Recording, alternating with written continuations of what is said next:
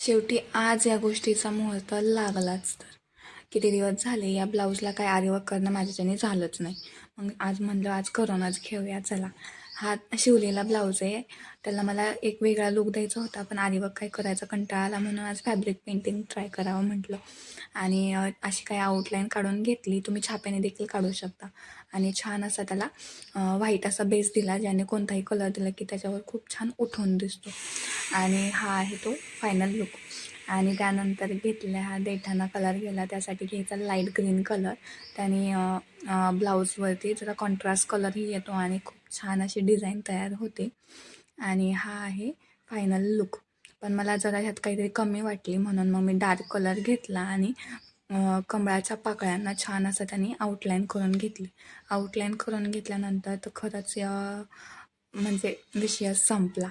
खूपच छान असा लूक आला होता. आणि मला ह्यात काय भागलं नाही. मला त्याला गोल्डन कलरने आउटलाईन करायची, ती करूया नेक्स्ट.